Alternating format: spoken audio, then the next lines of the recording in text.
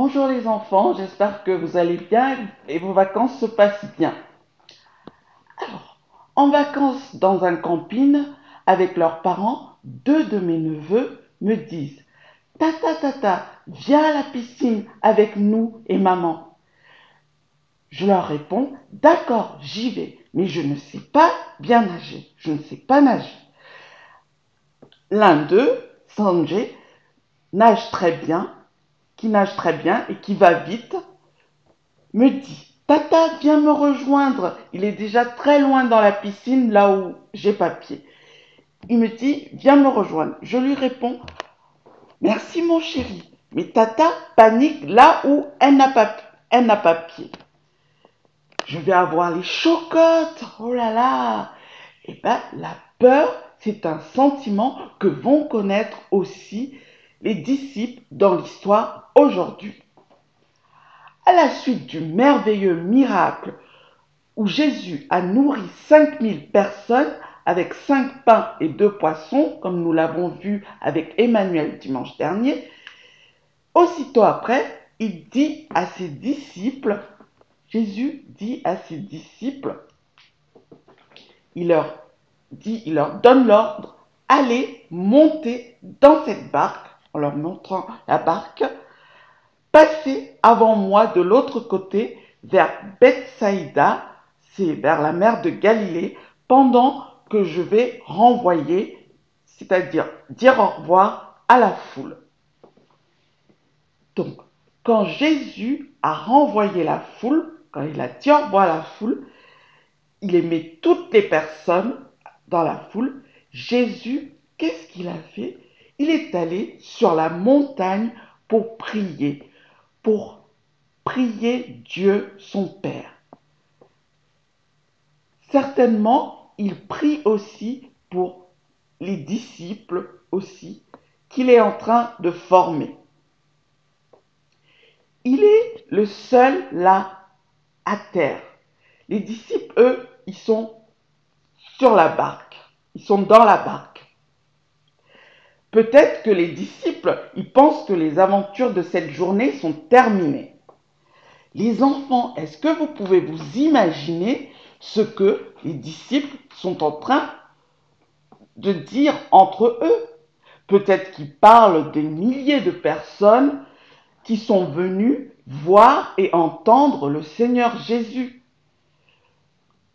Que voit le Seigneur Jésus pendant ce temps-là? Qu'est-ce qu'il voit quand il a fini de prier? Il voit au loin que les disciples, ils avaient beaucoup de peine, qu'ils avaient beaucoup de mal à ramer. Mais, si vous vous rappelez au début, dans une autre vidéo avant, vous rappelez que parmi les disciples, il y avait des pêcheurs avant qui travaillaient comme pêcheurs, qui savaient bien utiliser des barques, pêcher des poissons. Donc ils s'y connaissaient très bien en général pour bien ramer même s'il y avait du vent. Mais là, on voit que ils avaient, même s'il y en avait quelques-uns qui savaient bien ramer, il y en avait ils avaient tous beaucoup de peine, beaucoup de mal à ramer. Ils n'avaient pas Jésus avec eux dans la barque, car le vent était contraire. Le vent leur était contraire. Le vent souffle, le vent devient tout à coup plus fort. Peut-être qu'un des disciples a dit, j'ose imaginer: pourquoi ne faisons-nous pas demi-tour? Ce serait plus simple, non? Pourquoi ne faisons-nous pas demi-tour? Pour ne pas aller contre le vent. C'est impossible, ont peut-être répondu les autres. Peut-être que les autres ont répondu: c'est impossible de faire demi-tour. Le Seigneur nous a dit d'aller de l'autre côté du lac. Il nous faut obéir. Les disciples, ils ont continué à ramer dans le vent. Ils savent que ce serait un péché de ne pas obéir, de ne pas obéir à Dieu, car le péché, C'est tout ce qui ne plaît pas à Dieu. Les disciples, ils veulent faire ce que Jésus leur a dit. Même si cela ne semble pas être la chose la plus facile, ils veulent garder confiance en Jésus. Les disciples veulent garder confiance en Jésus, quel que soit ce problème, quelle que soit cette chose qui n'est pas facile à faire. Et chacun des disciples se dit peut-être même, ah, si le Seigneur était là dans la barque avec nous, mais ils peuvent prier aussi Dieu. Peut-être que toi aussi, à l'école, quelqu'un de méchant s'en prend à toi. Quelqu'un de méchant te fait du mal, peut-être à l'école. Peut-être qu'aussi, tu as un sérieux problème comme les disciples. Les disciples ne savent pas quoi faire. Oui, les disciples ne savent pas quoi faire. Et c'est seulement quand nous sommes prêts à admettre, à reconnaître que nous avons besoin du Seigneur Jésus qu'il peut commencer à nous aider. Quel que soit le problème, quelle que soit cette chose qui n'est pas facile dans ta vie, garde confiance en Jésus. Peut-être que tu penses que tu n'as pas besoin du Seigneur Jésus dans ta vie. Peut-être que tu penses que tu n'as pas besoin du Seigneur Jésus pour aller au ciel. Sais-tu que tu as besoin du Seigneur Jésus pour aller au ciel, pour être sauvé de tes péchés. La Bible dit, il n'est aucun qui fasse le bien, pas même un seul. Pas même un seul, moi y compris. Je ne peux pas, je ne suis pas, et je ne peux pas aller au ciel sans Jésus. Je ne suis pas assez bien pour aller au ciel. Je suis pécheresse. Je fais du mal. Je fais des choses qui déplaisent à Dieu. Le Seigneur Jésus m'a sauvé. S'il a fait pour moi, il peut le faire pour toi aussi. Il peut te sauver du péché aussi, car il a pris sur lui la punition que méritaient mes péchés, la punition que méritaient tes péchés. Jésus est mort sur la croix pour toi. Mais il est aussi revenu à la vie. Il est ressuscité des morts. Il est revenu à la vie. Et il vit au ciel aujourd'hui. Il veut te pardonner. Les disciples, ils ont bien du mal à rester confiants. Ils ont bien du mal, les disciples, à rester confiants, à garder cette confiance au milieu de la tempête. Quelles que soient les difficultés, Jésus t'invite à garder confiance en lui. Alors, qu'est-ce qui va se passer? Jésus voit, comme il sait tout ce qui se passe dans notre vie. Il voit que ses amis, que les disciples ont beaucoup de mal à ramer avec cette tempête. Alors, vers la fin de la nuit, Jésus va vers les disciples. Il marche sur la mer. C'est extraordinaire. Aucun être humain ne peut faire cela. Il n'y a que le Seigneur Jésus, il n'y a que Dieu qui peut faire cela. Et il veut les dépasser. Et quand les disciples, ils ont vu Jésus marcher sur la mer, ils ont cru, là, ils sont en train de croire que c'était un fantôme. Ils ont poussé un cri. Je pense que les enfants dans les dessins animés, vous avez déjà vu ce à quoi ressemble un fantôme. Mais là, Les disciples, ils sont en train de croire que Jésus est un fantôme. Et là, les disciples sont troublés. Ils ont les yeux fixés sur ce corps qui bouge. Et les disciples, ils ont l'air d'avoir plus peur de cette ombre de ce corps qui bouge que de ce vent qui est fort, de cette tempête elle-même.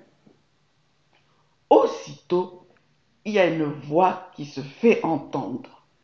C'est Jésus qui leur parle. Jésus leur parle, il leur dit, rassurez-vous, c'est moi, n'ayez pas peur. Jésus leur dit, rassurez-vous, c'est moi, n'ayez pas peur. Jésus, il est en train de marcher sur l'eau, c'est extraordinaire. Alors que la mer, elle est déchaînée. Ça, aucun être humain ne peut le faire. Jésus peut le faire. Seul Jésus peut le faire. Seul Dieu peut le faire, car il est le Fils unique de Dieu, Jésus. Dieu est le Créateur, le Maître de la nature. Dieu contrôle même les mers.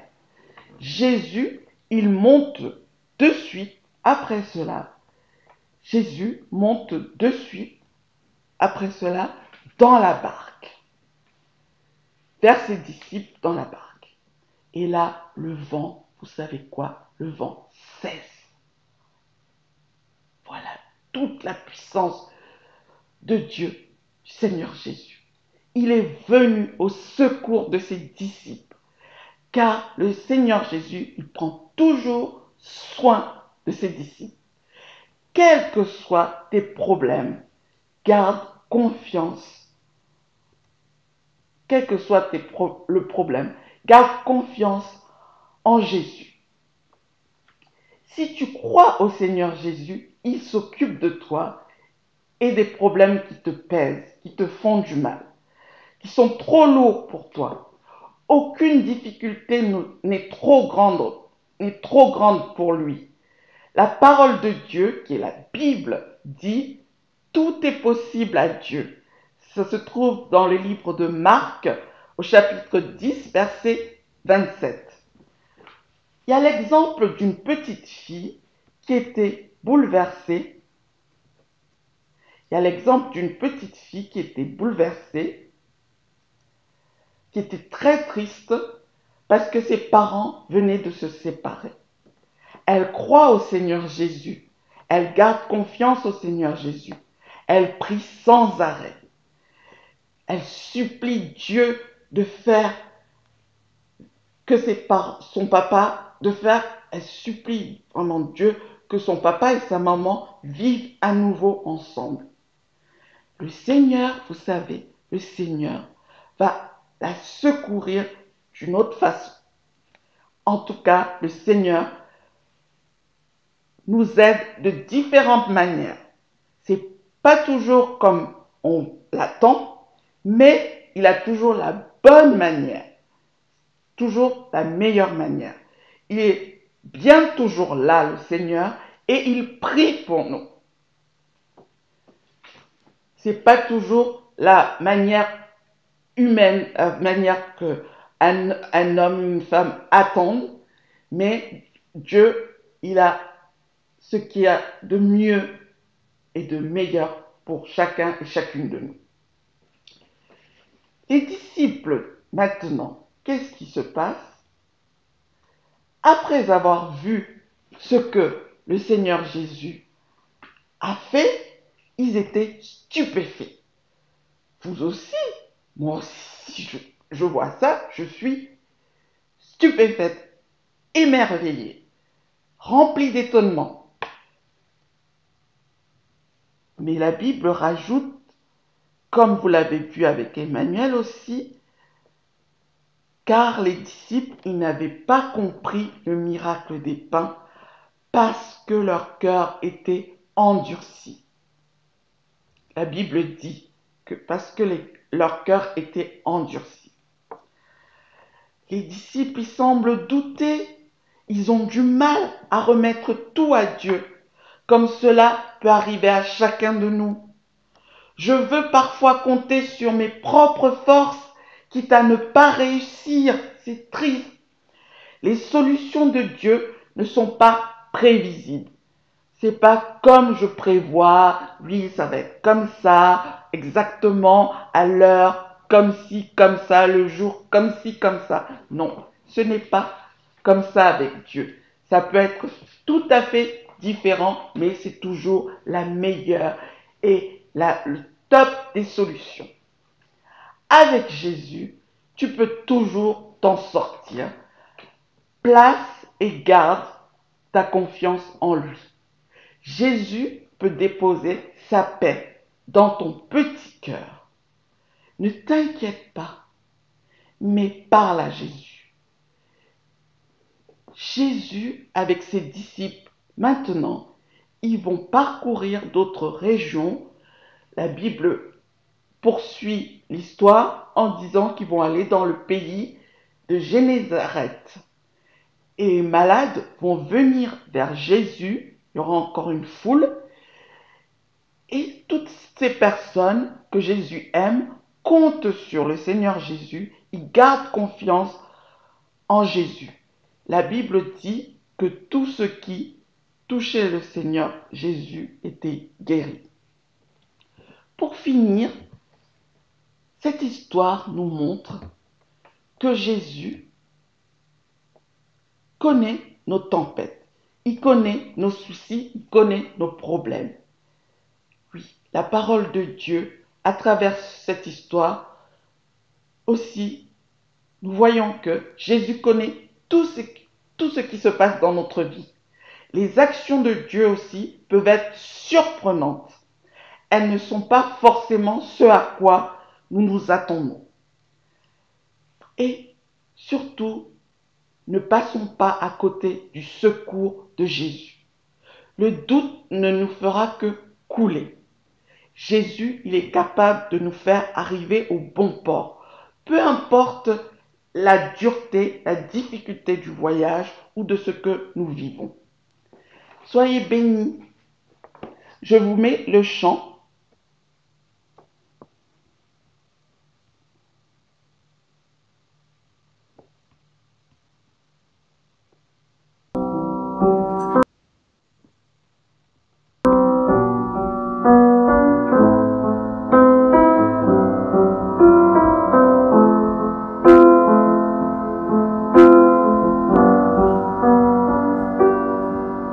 Quand je pense à ta vie, quand tu étais ici, à ce que tu as dit, à ce que tu as fait, Jésus.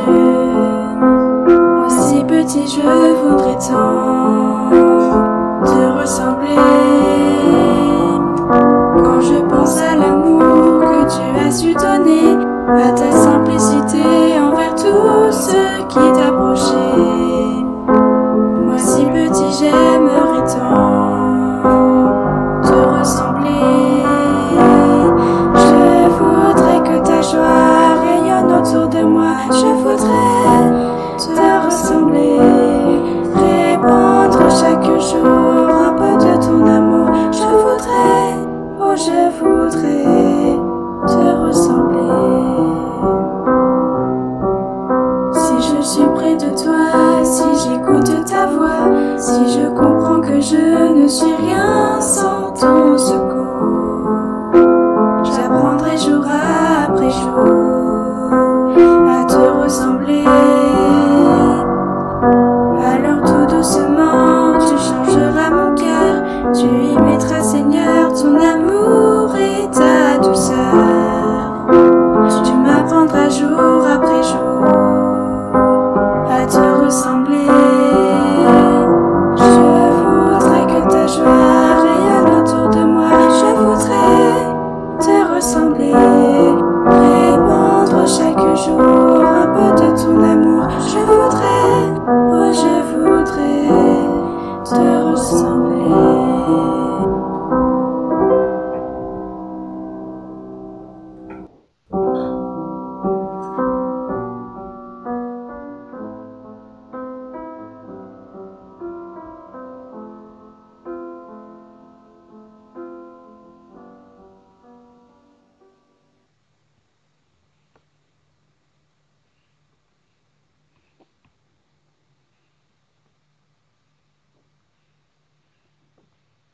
Voilà les enfants, merci. Que Dieu vous bénisse. Soyez bénis et je vous dis à bientôt. Bonne suite de vacances.